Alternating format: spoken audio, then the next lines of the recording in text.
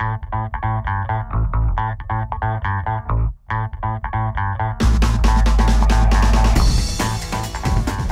back to the Pitch Pod, everybody. I am Jeff Stebbins. We're happy to have you back.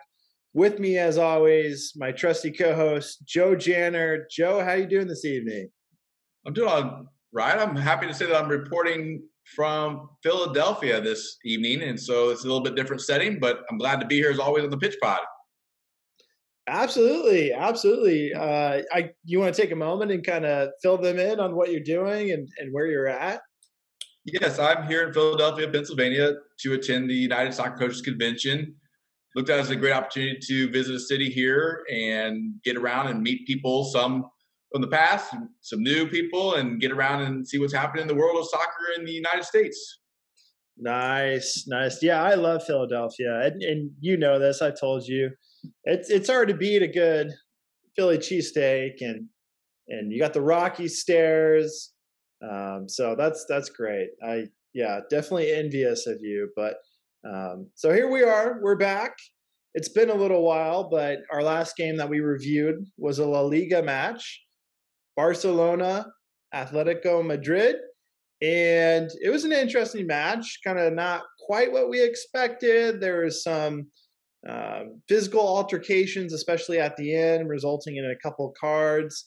But Joe, what were your initial takeaways from that match? I think the biggest one is just even look at the score line. Atletico 0, Barcelona 1. With the stats to go along with it, 20 shots, 5 on target for Atletico, and they still don't score a goal. I think we know going into it is going to be a physical match. Didn't think there's going to be a wrestling match involved as a part of it, as a side note. But I think it's got to be disappointing for them in the sense that you get to a point where in that type of a level of a competition, you're creating that many chances to get shots on goal and nothing comes from it. So I think that's probably one of the biggest lines from there. The biggest takes, it's like 0-1 in that contest where we talked about in the last episode, maybe it wasn't meaningful from one or the other, but then you go back and say, if you had those many chances, you would have liked to have gotten a result from it.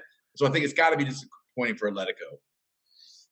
Yeah, I agree. That was essentially my takeaway too. That many shots on goal and not putting one away when you had an opportunity.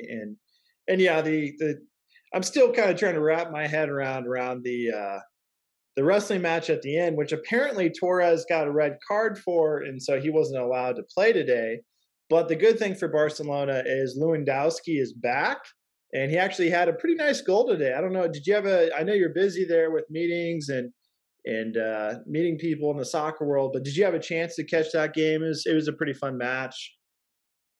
They're talking about, you're referencing the Copa del Rey competition, right? So he would have been suspended for league play, but he was eligible for that, so he was able to get in and be involved and contribute and help the team. I think we mentioned that. It's like when you're out, your top goal scorer, a contributing attacking player is going to influence what the rest of the team does, and to have him back for that competition is good for Barcelona.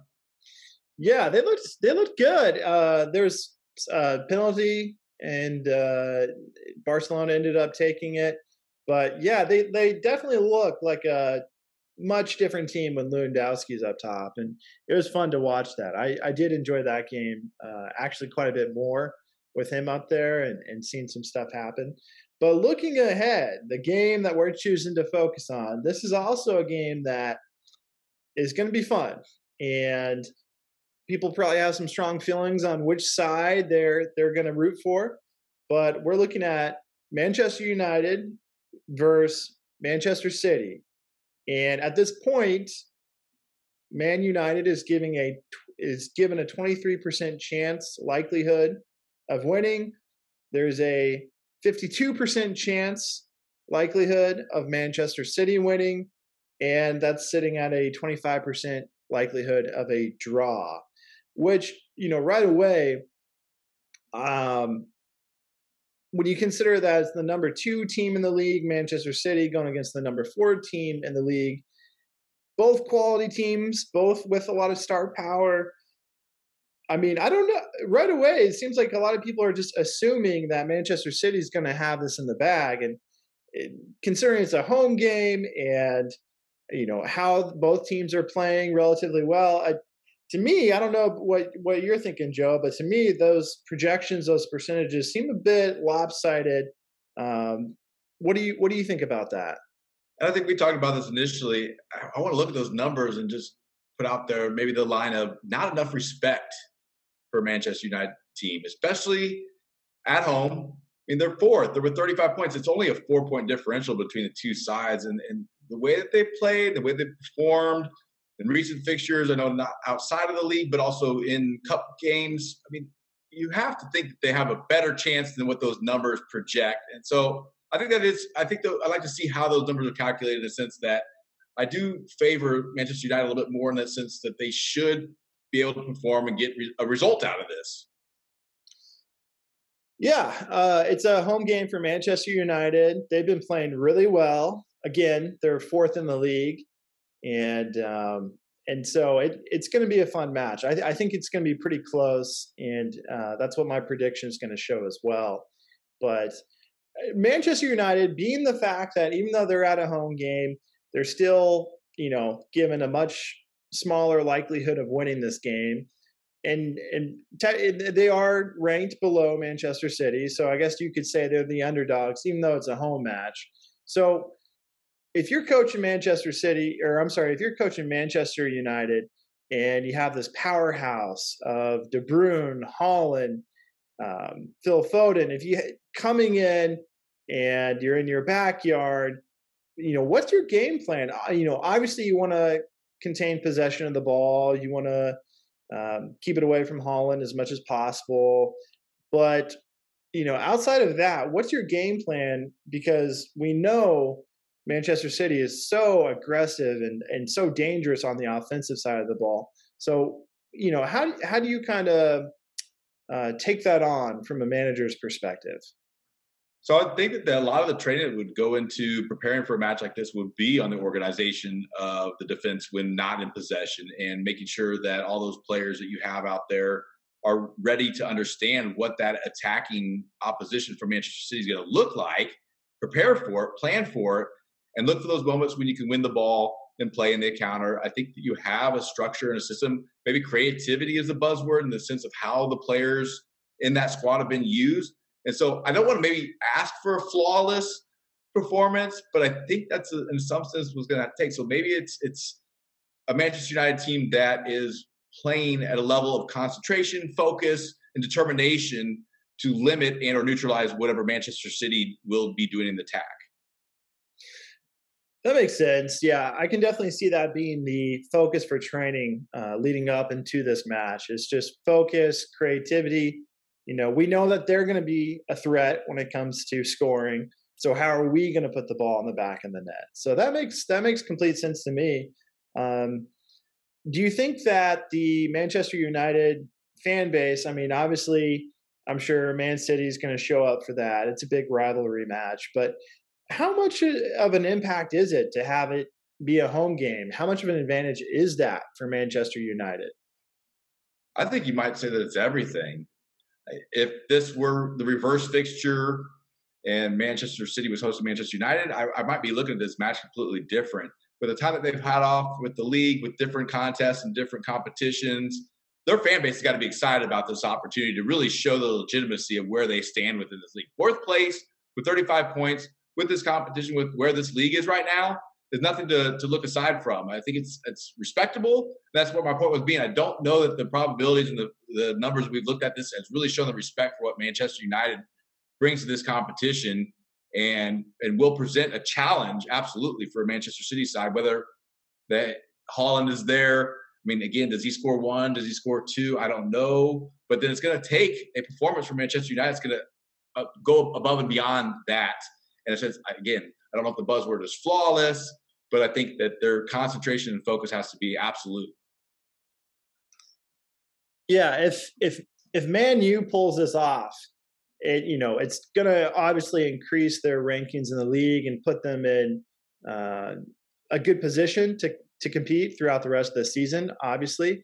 But it's also big for them with all this recent drama that they had with Ronaldo and getting traded and everything like that. So I'm sure they kind of have a fan base that wasn't necessarily happy with how that played out. And so, moving forward, this could be huge. It's a chance to say, hey, we just beat Holland and Man City and the number 2 team in the league. Look at where we're positioned now and really get some momentum for the rest of the season. So I agree. I think this game is super important for Man United, and it could be, no pun intended, but a game changer for their outcome throughout the rest of the year. So I do think it's that important as far as momentum going forward. What do you think, Joe? Absolutely. I mean, you talked about the differential between the two. You got a 4th place side in Manchester United versus Manchester City in second. It's 4 points. You go in there, you get the win, and you put yourself in a really, really good position. You go in there and even you get the draw. It still says something about the level, especially these top 4 sides and where they're at in the rest of the competition. I think anything less than that would be disappointing as far as what they've been doing up to this point. So I don't want to say they would go in there ever saying, well, if we just get a draw, that'd be satisfactory. I think they're going to play to win. I think you have to. I think this is a game with the Manchester United side, where they are in the positioning. You mentioned the fan base a couple of times, the supporters looking at what they can do. I think they're going in there saying, let's win this one. Oh, they have to. They have to. Which leads us to the predictions. I'm going to let you go first on this one, Joe. It's tough because we didn't address it early on. We haven't talked about the reverse fixture, a 6-3 win by Manchester City. That was a big surprise early on, and then now we're here already looking at these. That's what's excited about this phase of the season. Now we're getting the reverse fixtures where these teams are now seeing each other again in the English Premier League contest. And I talked about it. It must win, happen. All that being said, I see a draw. I see a 2-2 draw in this contest, Manchester United versus Manchester City. Fair enough. Yeah, I've been going back and forth. I do think it's going to be really tight, and so a draw is definitely a possibility.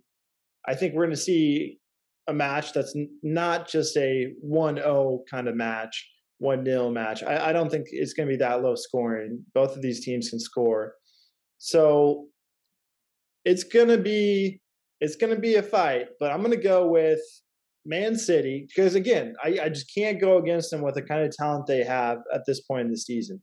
So I'm going Manchester City, and I'm going to say that they're going to win this game. Let's go 3-2. That in itself sounds like it could be a very competitive game. I mean, I almost wonder, is that going to be back and forth? Is it going to be all the way to the end? I mean, you got Haaland scoring? Oh, yeah. You got to put Haaland down for at least one. And I think it is going to go all game. I think it is going to be back and forth. I imagine there's probably going to be a PK or two. I imagine there's going to be a corner here and there.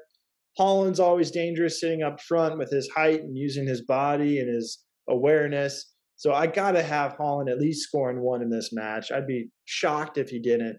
But that's my prediction. Any final notes from Joe in Philadelphia? Well, I'm envious. I bet our viewers are envious. So hopefully you're at least enjoying those Philly cheesesteaks on our behalf, Joe.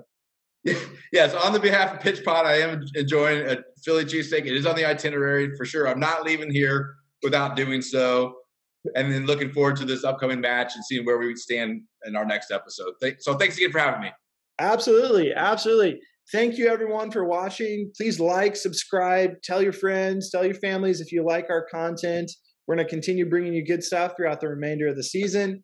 And as always, keep pitching out there, everybody.